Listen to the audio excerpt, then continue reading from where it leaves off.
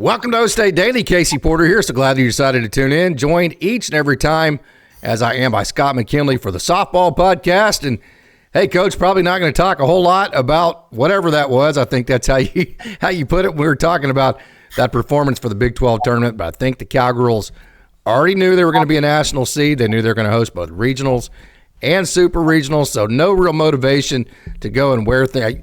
Ivy Rosenberry needs some time off. I mean, bumps and bruises, that kind of deal. So dive into all that. Yeah, the first thing that comes to mind is everybody wants to talk about a Bedlam hangover. You know, that obviously that sounds like an excuse. Was there probably a little bit of that? Yeah.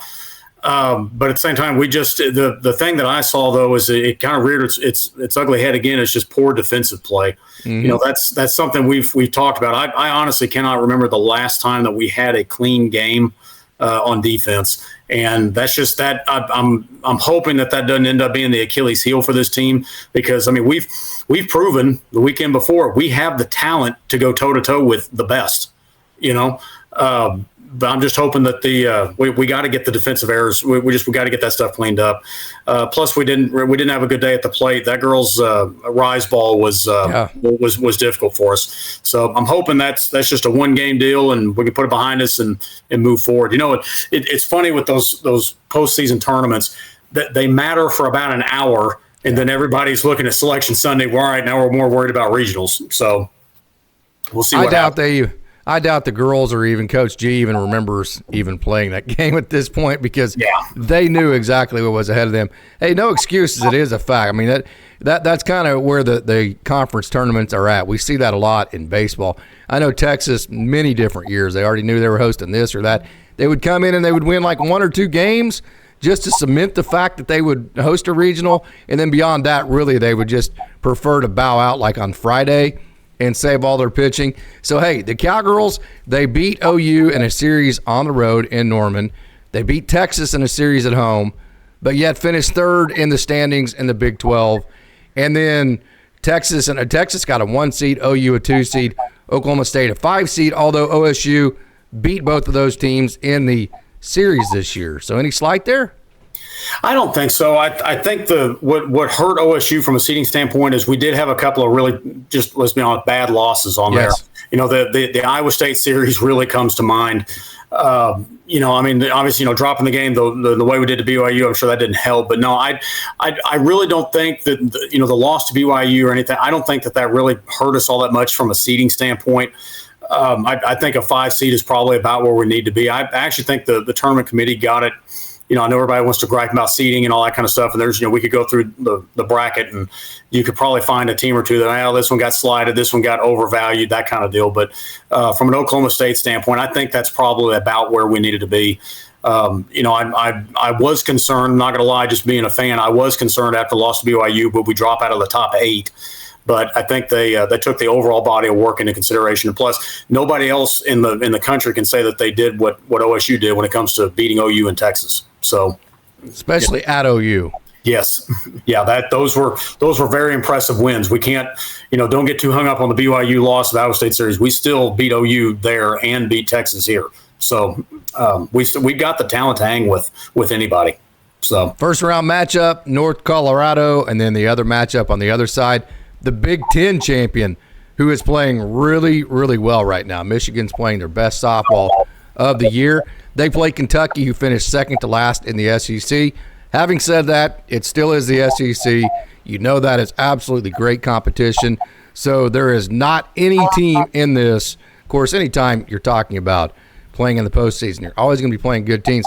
But the Cowgirls have some very capable teams in their regional. Yes, for sure. You know, when I saw the regional come out, I'm thinking, as soon as I saw Michigan in there, I'm like, ooh, that's not the easiest of draws, I don't think. So, you know, we're going to have to be ready for that. I mean, obviously, taking one game at a time, we got to beat Northern Colorado. Yes. You know, we got to beat Northern Colorado. You would like to think that we would not have to throw Kilfoyle to beat Northern Colorado. And maybe that's just the way I look at it. But if you can't beat Northern Colorado with your number 2, and beat them soundly, you probably don't deserve to win the regional. You know, this is the eternal debate.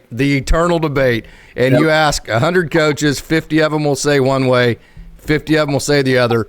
50 will say, I don't care who you're playing, you respect your opponent. You throw the best person, girl, boy, whatever it may be, that you have available because you can't afford to lose games. And then other coaches would take it like you're saying, well, we're going to have to to win this, we're going to have to beat Michigan or Kentucky, one of the two. Now, do you want to try to do that with your best pitcher? Or, of course, Oklahoma State, the beauty of it, if Rosenberry is healthy, they have kind of a 1 and a 1A. So, I mean, they can look at it from several different ways. That is an eternal debate, though. We'll see how we saw how they really matched up in the OU series. I mean, I think they threw everybody out for a loop on that one. So there's absolutely no telling. You know that they are still around the war room right now trying to figure all of that out. But then if you win that regional, you're going to host Arizona maybe and that other regional would be maybe in Arkansas, who finished 4th in the SEC. So, man, this is a tough – I know it's at home, but a very tough road to Oklahoma City. Yeah, we're going to have to beat some good teams to get there, which, like you said before, when you get into postseason play, all the easy games are over. You know, it's just that's the way that they're going to have to look at this. You know, I think, Michigan was a team I looked up in the last, I want to say 10 years. They've made it to the Women's World Series probably 2 or 3 times. They're very, very talented. Michigan scares me. Obviously, Kentucky, they weren't they didn't excel in the SEC, but we all know they're facing some really good teams down there day in, day out. So, no, I think it's going to be interesting. OSU is going to have to play well to get out of this regional, get into the Super. As far as going back to the pitching, the thing I've always said is one of the most important games. Obviously, if you lose the first game, it's going to be really, really extremely difficult to come back. But that's the argument for pitching Kilfoyle. Exactly, exactly. But the other thing I would also look at is, okay, so even if you win your first one, if you lose that second one, if you lose the 1-0 game, it's still going to be really difficult to come back. You've really, to be honest, in order to set yourself up well, you got to go 2-0. I mean, that's really the way that you've got to go if you want to move on to supers. I'll give you the best argument for not throwing Kilfoyle in the first game in a 4-game regional, and I've been in 1,000 of these, both as a player, a coach, an umpire. It's really weird because if you're going to lose one of the first 2 games, it's always better to lose your first game. Yep. And I know that sounds counterintuitive, but the deal is if you lose that first game, then you're in a loser's bracket game, and you have a way lesser opponent in that second game. So if you win that first game, you go into the winner's bracket. Now you're firing every single bullet that you have, right? Yeah. So if you lose that game, now you're going into game 3 having fired all of your bullets in game 2, whereas the team that lost the first game in the loser's bracket game, now they can conserve and kind of try to play the long game, if you will. And so that team that actually lost the first game in the regionals, typically speaking, comes into that third game with a lot more pitching and everything else available to them. So the key to a 4-team regional, you hit on it, no doubt about it. I don't care which way you go. It doesn't make any difference to me. You have to win the first 2 games unless you're substantially better than the other teams. Yeah, which, I mean, I think if I was just an unbiased individual looking at this regional, who's got the most talent? Obviously, it's Oklahoma State. But as we have seen before, I mean, just because we've got the most talent doesn't necessarily mean if we commit 5 errors again, we could get beat by Northern Colorado. And we start slow. That's the scary part. Yeah. That's the other thing that I think that concerns me is we've got to quit with it. We've got to start fast, and we got to quit making so many errors in the field. Because really when you think about it, we've got elite pitching. Kilfoyle and Rosenberry. There's no 2 I'd rather have in the circle. We can hit the ball. I mean, we proved that. We can hit OU's pitching. We can hit Texas's pitching. It's just Aycock can win a loser's bracket game. She can do that. Yes. She can give you enough in a loser's bracket to get you through it, I think. Yeah. So no, if it's me, and they may not pitch it this way at all. But if it's me, I come out with Rosenberry in the first one, and then I throw Kilfoyle and tell her, hey, you may have to go the distance in the second one. Here's the cop out to that, and I've seen this a jillion times. You throw Kilfoyle, right, and you tell your girls, let's get up a 5-run lead in the first inning. Let's throw Lexi 2 innings. Let's have her available for the next day. We throw Rosenberry for an inning or 2 just to get her loose, get her accustomed to the environment that we have for a regional. And then let's just coast to the finish line of that first game and have everybody ready for the second game and have started Lexi Kilfoyle.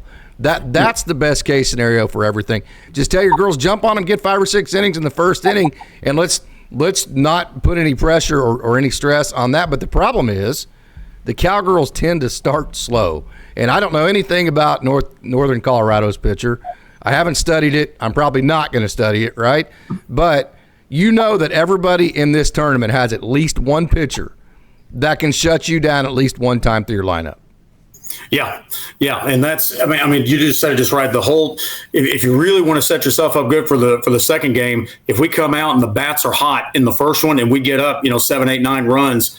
Shoot, we could bring Kyra in if we wanted to, and yes, just conserve innings, if we wanted to. But you're absolutely right that every team in the tournament now is going to have a arm that they could throw at you that's probably going to be a little bit more difficult. So I think it's going to be interesting to see. My hope is the number one thing I don't want to see happen is that we get into mid innings and we're starting slow again, and we get ourselves in a bind to where we don't have a choice, but we have to throw Kilfoyle. It wasn't on our terms that we had to bring her in. We were forced to do so. That's the number one thing I want to avoid. Although I will say this, and we said this earlier, man, I tell you what, I would trust Ivy Rosenberry in any setting. Hey, how many great elite programs across the United States would take Ivy Rosenberry as a number one, right? Oh gosh, yeah, she would be the absolute number one in probably at least 3/4 of all Division one universities in this country. So yeah, no, my hope is, because I know she's been pitching a little bit banged up. I'm hoping that she's healthy and ready to go, because I think that would set us up really well. It'd be great if we had her and Kilfoyle available for that second game, because really that's, like I said, we got to win the second game. That's just that in a regional you got to win 2. That's all there is to it. Going to be a huge environment. Are you worried about some of the newer players for Oklahoma State having to take time to get accustomed to just how big this environment's going to be? I don't think so. I think if anything, when you look at a team, they step in front of 5,000 fans down at OU with all the emotion, everything that they had down there. I think that they'll be fine with that. I just hope it's one of those things where you want your players to play loose, but not too loose. You don't, and I hope that we're not playing tight, but at the same time, okay, we just, like, again, stay with what got you there. Work your counts. Make sure you're swinging at strikes. All the things that lead to wins. Just concentrate on doing that, and the rest will take care of itself. Are you confident enough with the Cowgirls' offense to where if they're not hitting home runs, they can generate offense in other ways to take stress off of them? Because I can tell you this, when you are the favorite all the way to Oklahoma City, if you ever get in a scenario where you start slow and then the other team gets ahead of you by 2 or 3 runs, I can tell you that dugout puckers, man. It's like, oh my God, we got to, like that monkey jumps on your back, right? So are you confident enough in this Cowgirl offense to generate offense and take that stress away? Make sure you don't get in that position even if this team's not hitting home runs. That's a really good question. I think that this team can, because I've seen several, a number of times this year where we came up with a big hit when it was needed. We came up with a big single, big double, whatever it is that was needed. But let's be honest. But let's be honest. The way that how did we beat OU? Long ball. Yeah. That's just that's sometimes sometimes we wish we could be a little bit different, but then sometimes you also got to realize that's just who we are. Mm-hmm. But at the same time, I think the nice thing about softball is if you square one up, fences aren't that deep. If we square one up, it can go. I've seen some of our girls hit line drives that didn't go 15 feet off the ground. In baseball, it'd be a nice double, but in softball, it gets out of the yard. Like I still remember that home run that Poulard hit against OU. That one, the outfielder's initial read was in. Yes. And sure enough, the ball just kept carrying, and it got out of the park. So I think at the end of the day, just try to make good contact. Let's hit the ball hard wherever it goes. That ball's being hit hard, and who knows? We may force the defense to make some errors. It may get out of the yard. Good things will happen. Just find a way to let's make good, solid contact, and let's make them earn every single out that they get. On the flip side of that, I'm sure there's some good environments in the Big Ten, but none of them are going to be as quaint and as crazy as what Cowgirl Stadium is going to be on Friday and Saturday for even Michigan. Now, Kentucky, I'm sure, has seen environments that are going to be as big, maybe even bigger than what they're going to see this weekend, but they're not going to bring the type of team that we think the Cowgirls have. So, Northern Colorado, they're going to come in there and go, oh, my gosh, this is going to be a pretty intimidating environment for them. So let me ask you this. I'm going to throw you a fastball here. Can't talk about defense because we already know that's probably the number one Achilles heel of this team. But if the Cowgirls were to do something that slipped them up to lose a game or even two, God forbid, in this regional, what would cause that? I think if we had too many unproductive at-bats. Yeah. I think that's the biggest thing to me is that we gotta, when we go up there, make something positive happen. Not to switch sports on it, but take Tyler Wolford's at bat. Yes, 15 pitches. yeah. I mean, it made the guy throw almost 20 something pitches and ends up getting a hit. Those kind of things. Just limit the amount of strikeouts. Put the ball in play. If the defense makes a great play, tip your cap to them. Good job. But just no unproductive at-bats. Let's go up there and let's make something happen every single time we get up there. Lay down a bunt if you need to. Whatever you got to do, let's make something positive happen. So I'm trying to take you through the track of a coach's mind as you enter the week like this. You think of all of the doomsday things that could happen that could get you beat, so you prepare practice plans to button all those things up, right? And then you end it, and then you stress all the things that you do well, because if the Cowgirls are going to win a national championship, it's going to be because they execute the things that they do well. So if the Cowgirls go out and play as well as they can, if they win this regional, win the super regional, make it to Oklahoma City, it will be because of why? I think obviously we're going to have to hit the long ball. I mean, That's just that's who we are. That's what we do. I think obviously we're going to need good pitching performances. We need Kilfoyle to do her thing, Rosenberry to do her thing. I again would not shock me at all that we're going to need Aycock at some point. You don't know if that's the first game. You don't know if that's in the super regional. You don't know. But at some point, we're probably going to need her to eat up some innings somewhere. And again, we've got to get.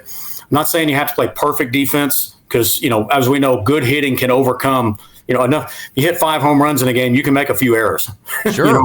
I'm not saying that we have to play perfect on defense, but we've got. Or if you strike out a whole bunch of girls like Kilfoyle can, that gives you margin for error too. Yeah. Yeah, exactly. There's things that give you margin for error, but I really think that we've got to clean it up. Doesn't have to be perfect, but cleaned up on defense. I think we are going to have to hit the long ball, and we need Kilfoyle and Rosenberry to continue to be dominant as they have been for the majority of the season.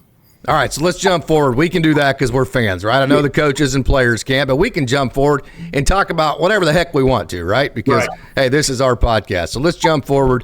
Would you rather face Arkansas or would you rather face Arizona, the two favorites in the regionals that you matched up with? My opinion, I think I'd rather face Arizona. Yeah. I don't know. It's something, I don't know, maybe the SEC factor? I think it's the SEC factor. I think that, one, their fans are a lot closer, so they're probably going to have a few that are going to travel. Yes. They're probably going to have a lot larger contingent than what Arizona would have. And the other thing is it's also possible, just because, as close as we are, a lot of our girls have probably played against their girls, whether it's in summer league or, good point. Or those kind of things. So they're probably more familiar. There's probably more familiarity there. I'd have to look at the records and everything, but Arkansas going through the SEC, they're pretty battle tested. So no, my opinion, I'd rather us face Arizona, but if it ends up being Arkansas, I'm okay with that because that means we got through the regional. Sure. And it always entertains me, and I am as guilty of this as anybody else. Trust me. The SEC is overrated. Hey, you're playing an SEC. Oh crap, we're playing an SEC opponent. Yep. I don't want to play an SEC opponent, right? It's kind of funny how that works. Yeah, no, you're absolutely right. I do the exact same thing. They're overrated, and then all of a sudden, we're playing one. Ooh, I don't want to play them. You're like, can we play the other team, please? Yeah, exactly. Okay, man. Overall keys. I know we've kind of covered this in a broad sense, but overall keys, overall final thoughts as we enter into this weekend. And if we can get together, we might have another pregame podcast on Friday as we dive in a little bit more into some of the other teams if we have time, but that may or may not happen. But in case it doesn't, overall keys, final thoughts. I'd say final thoughts. I think we need to come out and take care of business on Friday. It needs to be look, girls, we're better than this team. Just go do it. I think the other thing I would say is no matter what happens in the regional or beyond, this team has had a very, very good year. Yes. Anytime that you earn a number 5 seed, you've had a good season. We took 2 out of 3 from OU. We stopped that dumb streak, So I think that's what I look at is that no matter what happens, we've had a good season.